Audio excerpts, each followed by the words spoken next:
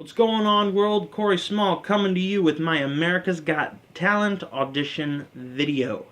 Now, I am a comedian, which in a nutshell means I get to tell real-life tragedies about myself, and you get to laugh at them. You know, most comedians tell stories from a terrible childhood or a rocky past, and they morph it into the story that they tell to you in a comedic fashion. This causes the comedian usually to, metaphorically, so to speak, pull out every fiber of their hair. They just go mad until they're basically bald. And if you don't believe me, well, just ask Howie Mandel. Now, I know what you're thinking with the last name. Small? I mean, he's a pretty big guy. He's everything but. Now, see, underneath all these clothes is actually the world's worst magic trick for women. They look at me and think, oh, he's really tall. He's like 6 foot. He looks really built. I can't wait to rock his world. And then, you know, we get into the bedroom. Seems like things are going really great. I take off the shirt, and the girls are always like, oh, the only thing he's ever built was a life-size Build-A-Bear. What a living contradiction. While I think that may be funny, my ex-girlfriend would disagree. Yeah, I know, Mr. Small, everything but 6 inches.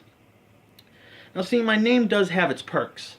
It's a great conversation starter, unless the person you're having a conversation with has seen the classic film The Sandlot, and then I am always killing someone constantly. Oh yeah, gym class was fun.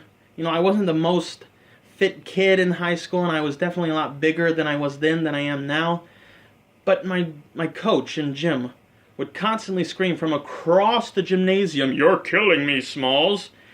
And after hearing that all year long, Smalls actually wanted to kill someone. You know, enough about the name. I'll get over that. That's just small talk. I'll tell a little bit about myself. I am 24 years old. I have 2 kids, a 3-year-old son and a 2-month-old daughter. I'm married. Both kids are from 2 different women.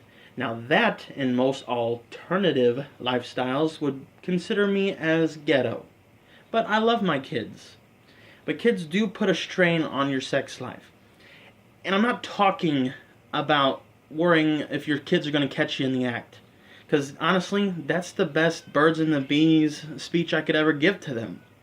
No, I'm talking about that first night you get along with your partner after having kids. You dump the kids off at your parents', they get all coked up on sugar and pizza, and you finally get alone time. You know, the getting is good, and then finally at your climax, you hear this baby scream, and the dirty diapers just keep piling up, and you hear your kid's voice in your head saying, "Daddy, Daddy, play with me. Daddy, watch me. Daddy, look at this. Daddy, Daddy, do this with me. Daddy, look at that." It just goes over in your head a million times over and over again.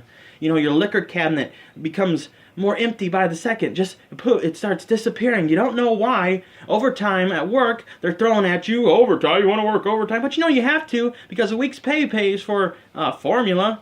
But then it settles down and you collect yourself. And then you're happy because you realize you have free internet on your phone. Well, that was it for me, guys. I hope you liked it. Fingers crossed. We'll see where it goes. See you next time.